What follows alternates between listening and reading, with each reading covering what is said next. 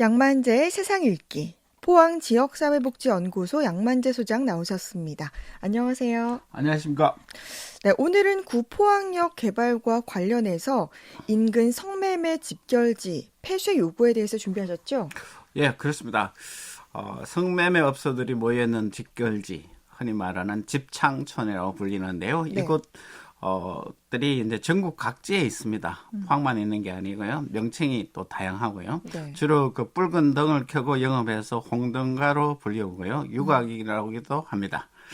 공창제에 의해서 영업하는 곳이 아니라는 의미에서 사창가로도 불리기도 합니다. 네. 이런 성매매 집결지가 전국에 많은 걸로 알고 있는데요. 포항에 이런 집창촌도 역사가 꽤 오래됐다고 하죠. 거의 100년이 됐다 하는 사람도 있고요. 그래서 제가 알아보니까 우리나라의 근대 집창촌 기원은 1876년부터 1900년 사이에 일제강점기 시절에 일본에 의해서 부산에 설치된 것이 시초라고 합니다. 네. 개항 초기에 일본인의 유입과 함께 국내 개항장, 즉 항구 도시의 매춘업 관련 종사자들이 유입되어 돈을 받고 성을 파는 성매매가 시작되었고요. 네. 개항 전인 조선 말기까지만 하더라도 이러한 형태의 공식적 성매매가 없었다고 합니다. 네. 일본에 의해서 성매매가 성행한 이유로는 당시 조선 총독부 당국이요, 여성이 포함된 일반인 가족단이 동방 입구를 일본인한테 금지했고요. 네. 일본인 남성과 조선인 여성이 만나는 것도 엄격히 금지했습니다. 네. 이런 이유로 일본인이 경영하는 요리점 등에서 불법 성매매가 시작됐다고 할 수 있고요. 네. 이렇게 일본인 거리인과 군인들로 성매매 업소가 증가하게 됐고, 이후에 일본 정부가 한국에서의 공창제를 공식화한 것입니다. 네. 그러니까 이 성매매 집결지가 일제에 의해서 시작이 된 건데 그 이후에는 그럼 어떻게 됐습니까? 그렇습니다. 이게 해방 이후에 공창제가 폐지되고요. 네. 공창가 지역은 사창가로 변하기 시작합니다. 그러다가 2000년에서 2002년까지 그 사이에 군산과 부산에서 연속적으로 성매매 업소 화재가 발생해 많은 성매매 업주와 종사자가 사망하는 계기가 발생합니다. 성매매가 사회 문제로 크게 부각되기 시작했습니다. 일각에서는 2001년에 미국 국무부에서 발행한 인신매매 보고서에서 한국이 최하위 3등급을 받음으로써 국제적인 시각에서 한국 성매매 문제가 쟁점으로 부각하기 시작했습니다. 네. 이러한 분위기에 힘입어 국회의원과 여성단체에서 성매매 규제법을 필요하다고 주장했고, 이에 따라 2004년에 성매매 특별법이 공포가 됩니다. 네. 이로 인해서 군사정권 이후 사실상 관대한 분위기에서 성행했던 성매매 업소에 대한 당국의 단속이 시작되었고요. 전국에 산발적으로 분포했던 성매매 집결지가 점차 폐쇄되기 시작합니다. 그렇군요. 이 포항의 집창촌은 그럼 언제부터 있었습니까? 6.25 전쟁 끝날 무렵부터 잡습니다. 구포항 역사 부근에서 형성되었다고 하는데요. 네. 지금은 주황등 일대와 용등 입구 지역에 분포되어 있고요. 성매매 특별법이 발표되기 전에는 1980년도에서 2000년 사이에는 한 100여 곡이 넘는 업소에서 300여 명의 종사자가 있었습니다. 2004년에 성매매 규제법이 제정되고 동시에 2000년대 중반부터는 조금 업소가 변하기 시작합니다. 네. 안마방이라든가 인터넷으로 통한 오피스, 조건 만남 등의 방식으로 성매매 루트가 다양해지면서 종사자가 이 집창촌에서 약간 분산이 되기 시작합니다. 네. 전국의 집창촌이 2016년 통계에 따르면요, 42곳이 있습니다. 경북은 포항을 포함한 3곳이 있고요. 공식적인 통계에 따르면 포항시 집창촌은 2004년 이후에 110여 곳에서 종사자가 170여 명 있었고요. 8년 후인 2012년에는 절반에 불과한 50곳에서 150여 명, 다시 8년 후에 2020년에는 58곳에서 95명, 그리고 올해 54개 업소에서 107명, 약 100명 전후로 종사자가 있습니다. 네.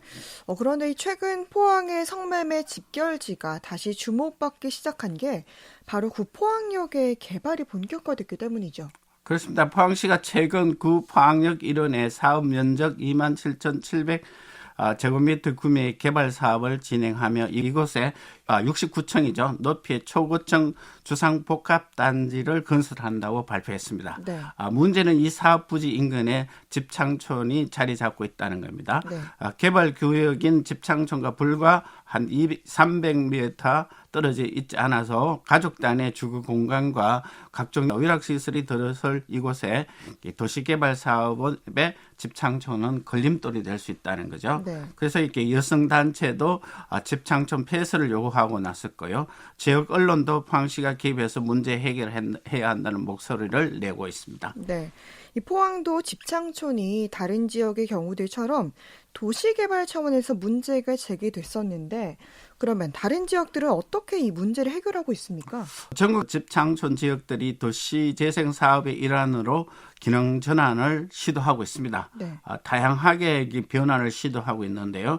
서울 청량리는 고층 아파트 단지로, 서울 텍사스촌은 주상복합 상가로, 춘천 난조촌은 공영주차장으로, 네. 전주는 문화공간으로 용도 변환을 했고요. 네. 인천 옐로하우스는 점진적인 으로 자진 폐쇄하는 방식으로 기능 전환을 시도하고 있습니다. 네. 그러면 포항의 상황은 좀 어떻습니까?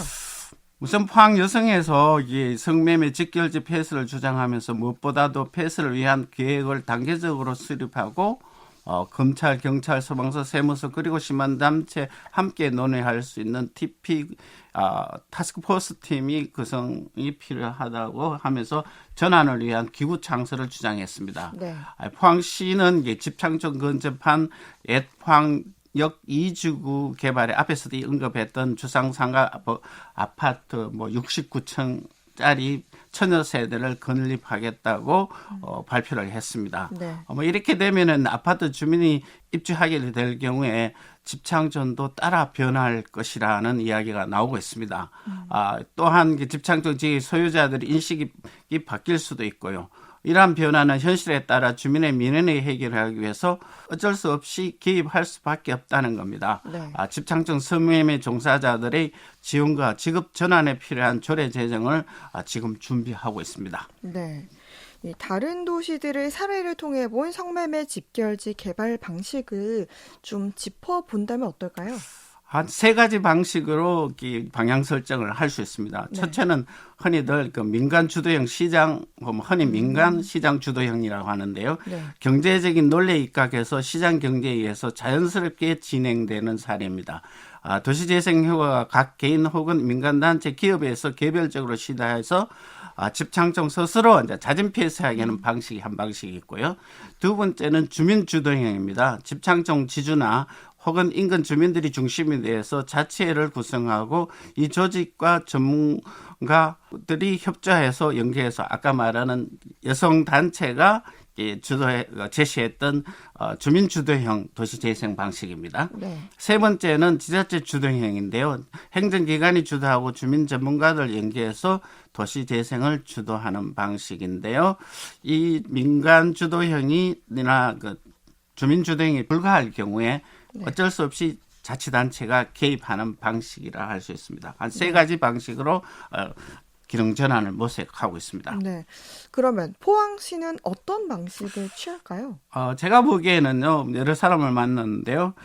우선 포항시가 도시재생을 민간 기업에 일임하여 포항지역의 개발에 우선하고 네. 그 개발 과정 전후에 해당하는 집창촌 업주들이 민원을 제기하는 상황을 봐가면서 개입하겠다는 방향으로 이는 조금 시장 주도형에 접근하고 있고요. 네. 그 다음으로는 주민과 시가 협조해서 집창촌을 해결하는 복합적인 어떤 방식을 선택할 것으로 보입니다. 네. 포항시가 먼저 개발을 한다고 밝히면은 집창촌 지주들이 사유권을 침해할 수 있다고 하고 그 지역의 부동산 가격을 자극할 수 있기 때문에 조심스럽게 시장 논리에서 접근하겠다는 입장을 표명하고 있습니다. 네. 집창촌 개발은 성매매로 인해서 지역의 문제 해결과 성매매 지역의 이미지 개선이라는 두 가지 큰 흐름을 해결하고자 하는데 큰 의의가 있습니다. 네.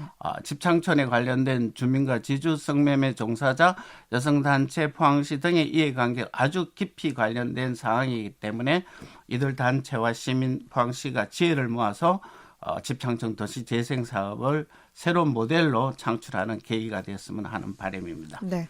포항 지역사회복지연구소 양만재 소장이었습니다. 말씀 고맙습니다. 고맙습니다.